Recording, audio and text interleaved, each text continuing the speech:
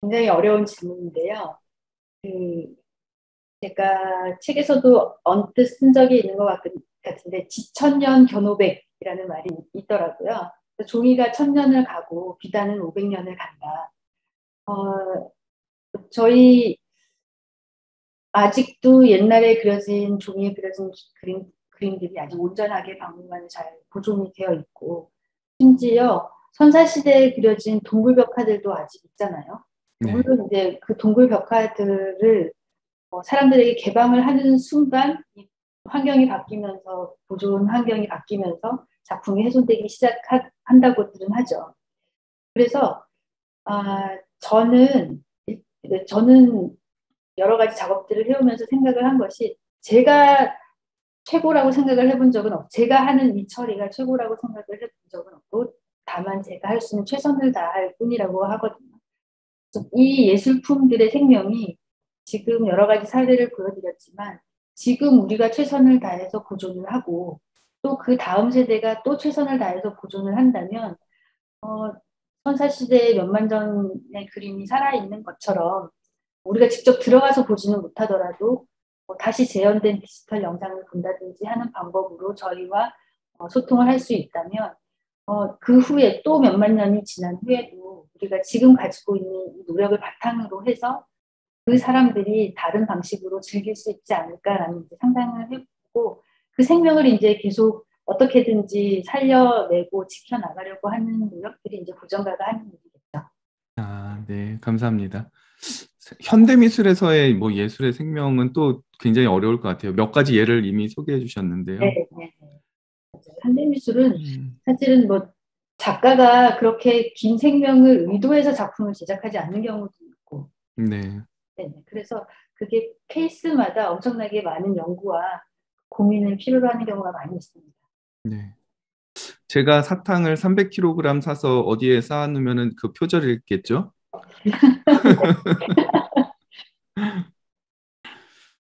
네, 다른 질문도 한번 좀 이어서 해보겠습니다. 작가님께서 직접 보존 작업에 참여하신 작품이 있다면 소개해 주시고 기억에 남는 에피소드가 있다면 이야기 들려주세요라고 김선영 선생님께서 질문해 주셨습니다. 어, 제가 늘 가끔 이런 질문을 받을 때마다 언급을 하는 작품이 있는데, 아버님의 작품을 소장하고 계시다가 상태가 너무 안 좋아져서 미술관으로 이제 기증을 하신 작품이 있었어요. 그러니까 상태가 안 좋아져서 기증을 했다기보다는 했는데 상태가 그렇게 좋지 않았고 캔버스가 다 찢어지고 뭐 나무 틀은 부서지고 너덜너덜해진 그림이 있었거든요. 이제 그 작품을 조금 오랜 시간이 걸려서 온전하게 살려낸 경우가 있었는데 그렇게 하고 나서 이제 유족분이 오셔서 미술관에 오셔서 그림을 다시 보셨어요. 그때 너무나 감사하다고 말씀을 하시고 마치 아버님이 다시 살아난 것과 같은 그런 기쁜 마음이 든다고 하셨을 때 정말 그 직업인으로서의 보람을 많이 느꼈고 지금도 생각이 많이 나는 작품입니다. 네. 이어서 질문하셨던 정유미 선생님도 사실 일부 겹치는 질문이시긴 한데요. 뒤에 부분에 대해서 한번 제가 다시 읽어드릴게요. 보존 작업을 하시면서 가장 짜릿한 순간은 언제이신가요?에 대한 답은 아마 이미 하신 것 같아요.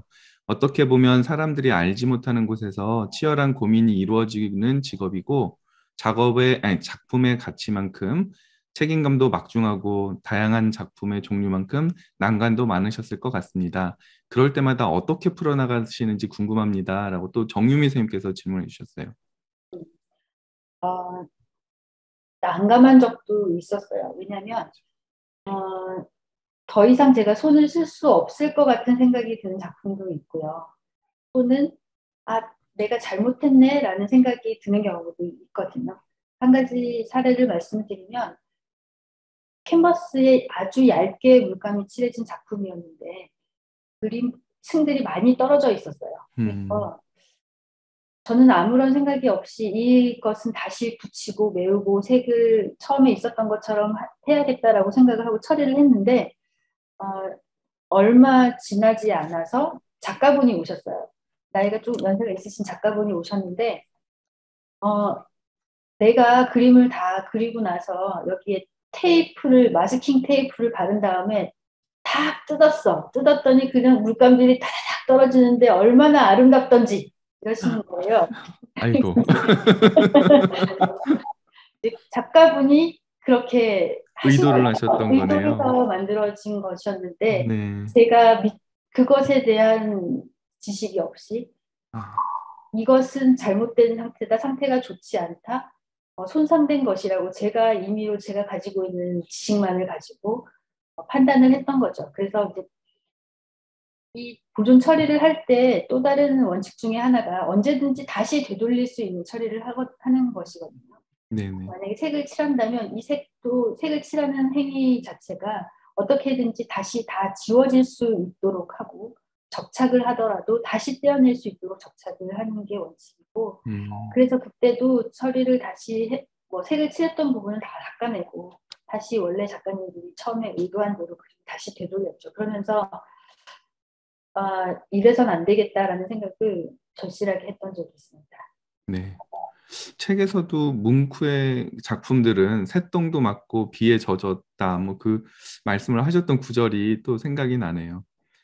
김태현 선생님도 사실 비슷한 질문을 하신 것 같아요. 보존과학자는 작가의 원래 의도를 복구하거나 유지하는 게 일일 것 같은데 어떤 사명을 가지고 작품을 보존하려고 하나요? 한 번 더 뭐 말씀해 주시겠습니까? 네, 맞아요. 작가가 원하지 않는 뭐 색을 칠해도 안 되고 원하지 않는 방향으로 작품을 만들어서도 안 되겠죠. 그래서 요즘은 더더구나 무엇이 작가의 의도인지를 모르고 음, 손을 대어서는 안 되겠다는 뭐 그런 인식들이 많이 있는 상황이고요. 네, 현대인에서는 특히나. 그래서 그런 것들을 좀 여러 사람들이 아는 것도 굉장히 중요하겠다라는 생각을 많이 하고 있습니다. 네. 손승아 씨께서 질문을 해주신 내용인데요. 예술과 과학이 합쳐져 있는 직업인데 작가님이 생각하시기에 이 보존가라고 하는 직업의 매력 포인트는 어떤 것인지 궁금하다고 하셨어요. 음, 굉장히 보람된 일이에요. 음. 교수님이 학생을 가르치시는 것도 굉장히 보람된 일이겠지만, 이런 상태가 안 좋고 아프고 다친 작품들이 내 손을 통해서 다시 태어나고 다시 온전한 상태가 되어서 전시실에 다시 걸리고 관람객들을 맞이하게 된다는 게 굉장히 그 매 순간이 보람되다고 느껴지더라고요. 네, 또 한 가지는 저희 미술관 가면 작품 절대 못 만지게 하잖아요. 네, 촬영도 못하게 하고. 근데 이제 보존가는 작품을 정말 아기 다루듯이 이렇게 손으로 어루만지는 게 직업이죠. 네, 그런, 그런 것들은 굉장히 할 때마다 즐겁습니다. 네. 정말 가까이서 밀접해서 볼 수 있겠네요. 네. 네. 최근에 국립현대미술관에 그 박수근 작가님 작품이 걸려 있었던데요. 가까이서 보니까는 제가 느끼던 그림 미술책에서 보고 느끼던 거하고 정말 많이 다르더라고요. 혹시 뭐 이렇게 최근 현대 우리 한국의 화가들 작품들도 보존 처리를 해야 되는 게 있었나요? 어, 뭐 많죠. 일단 우리나라가 이렇게 미술 작품의 보존에까지 신경을 쓸 만큼의 그동안의 여유가 있지는 않았던 것 같아요. 근대 작가들은 특히나 전쟁을 겪으면서 작품이 많이 손상된 경우도 있고, 또 보관하는 환경들이 그렇게 다 여유롭지 않았던 것 같거든요. 그래서 꼭 우리나라 작가들 작품이라고 해서 다 상태가 좋거나 그런 건 아니고, 네, 여전히 뭐 손이 많이 필요한 경우가 있습니다. 네. 최효진 선생님께서 질문을 하셨어요. 그러니까 박물관의 유물 보존 업무를 담당하는 분들이 있죠. 그래서 박물관과 현대미술관 보존에 차이점이 있는지, 그리고 국내에는 연사님과 같이 보존가가 몇 명이나 되는지 궁금하시대요. 박물관의 보존 처리와 현대미술 보존 처리는 약간 대상물 자체가 약간 성격이 다르기는 하죠. 어, 박물관에서 가지고 있는 뭐 유물들은 대체적으로 오래된 것이죠, 아주. 네, 작가가 누구인지도 별로 중요하지는 않을 경우가 많고, 그것에 비하자면 지금까지 말씀드린 것처럼 음, 현대미술에서는 작가가 생존해 있는 경우도 있고, 의도도 있고. 그렇죠. 여러 가지 음, 의도를 파악해야 하는 경우가 많고, 그리고 박물관에서 유물 처리는 굉장히 좀 세계적으로도 역사가 좀 오래되었죠. 그래서 어느 정도 재료와 기법, 뭐 이런 방법적인 것들에 있어서 체계가 잡혀 있고 뭐 있는 상황이라면 현대미술은 그렇지 못한 경우가 더 많기 때문에 그래서 음, 더 주의가 필요한 경우가 많습니다. 보존 처리가 뭐 적지 않게 있는데 사실은 이렇게 현대미술에 초점을 맞추어서 보존 처리를 하는 사람들은 그렇게 많지 않고요. 미술관이라고 하면 국립현대미술관 그리고 리움 삼성미술관 정도가 보존 처리실을 가지고 있습니다. 아, 그렇군요. 우리나라는 항상 이런 거 하면 일본하고 또 비교하잖아요. 일본의 그 예술 보존가라고 하면은 뭐 잠깐 말씀하실 때 일본계 냉정과 열정 사이 거기에서도 뭐 준세이가 나오지 않냐 뭐 그 말씀하셨던 것 같은데 일본은 현황은 좀 어떨까요? 사실 미술관 기록에 따르면 처음에 1980년대에 미술관의 보존 처리실이 처음 생겼을 때는 직원을 일본으로 파견을 해서 기술을 배워왔다 이런 게 있어요. 맞아요. 그 말씀 하셨었어요. 네네네. 그리고 심지어 일본으로 작품을 보내서 처리를 해온 경우도 있었다 이렇게 되어 있는데 일본에서도 독자적으로 이런 보존 처리 기술이나 처리실이 만들어진 건 아니고 모두 이제 서양의 영향을 받아서 시작된 것이었고요.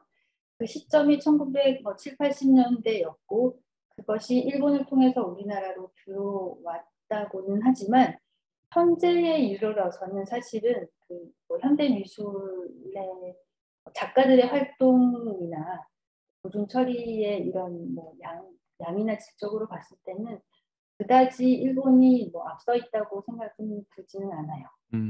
그렇군요.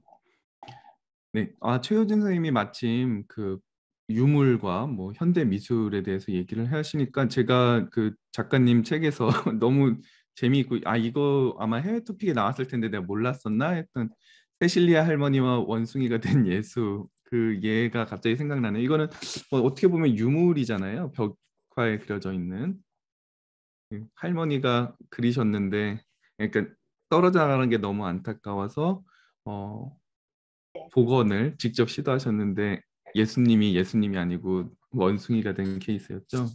네네. 아, 스페인이 유독 이제 이런 케이스, 재밌는 케이스들이 이제 세실리아 할머니 말고도 여러 건이 최근 해외 토픽으로 많이 나오기는 하더라고요. 그래서 네, 뭐 관심도 많고 해보려는 의지도 굉장히 강해서 그런 게 아닌가라는 생각이 드는데 네, 어, 저는 뭔가 이렇게 해보겠다는 의도 자체는 굉장히 선하다고 생각을 그렇죠. 하거든요. 네, 너무 선한 의지로. 할머니가 뭐 작품을 망가뜨리기 위해서 붓을 드셨던 거는 절대 아니고 그게 얼마나 안타까웠으면 이제 본인이 나서서라도 저 그림을 복원을 해보겠다고 하셨겠어요. 이제 그렇죠. 단지 그런 것들을 조금 어, 음, 컨트롤하거나 옆에서 이렇게 제도적으로 뭐 손을 못 대게 한다거나 이런 게 없었거나 아니면 너무 시골이라서 뭐 놓친 케이스가 아닐까 생각이 드는데 네, 어, 그 정식으로 정말 공부를 하고 기술을 충분히 익혀서 그 보존 처리를 하게 되면 가장 좋은 사례가 되겠지만 사실은 제가 책에서도 언급을 했지만 과거에 잘못 이렇게 손을 대어서 더 이상 손을 못 쓰게 되는 경우도 있거든요. 그렇죠. 그렇죠.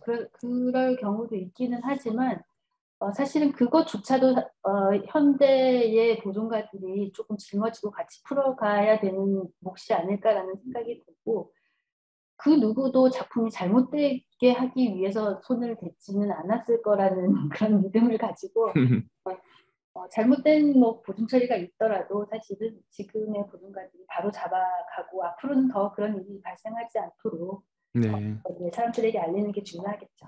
네. 뭐 보존학이라고 하는 것이 이제 제대로 자리 잡고 난 뒤부터는 모든 예술 작품의 보존 처리가 됐을 때에는 그 기록을 꼭 남기고 다시 원상태로 복구할 수 있는 방법을 쓴다라는 걸 계속 강조해 주셨던 것 같아요. 그 이 스페인의 할머니는 2012년이었군요. 그 당시 80세셨는데 성당 가실 때마다 얼마나 안타까웠으면 그러니까 예수님 그림이 자꾸 떨어져 나가니까 안타까워서 그렸다고 하는데 그 이로 인해서 오히려 관광객이 더 많이 왔다고 하는 그 웃지 못할 그런 에피소드가 굉장히 재미있었습니다. 네, 작가님 여기 중간중간에 나오는 에피소드들이 다 정말 내가 이런 거 잘 모르고 있었는데 너무 재밌다 이런 것들이 많았어요. 특히 뭐 고우의 그 아르의 고우의 방이라고 하는 작품은 뭐 여러 번 봤었고 책에서도 나와서 이런 작품이 있지라는 건 알고 있었는데 뭐이 작품이 세 개나 되고 그리고 뭐 색깔이 이렇게 발해서 지금 현재 이런 모습이라는 것은 전혀 상상도 못했고요. 저는 복원한 모습보다 지금 좀 빛바랜 파란색이 더 좀 너무 마음에 들기도 하고 그런 것 같아요.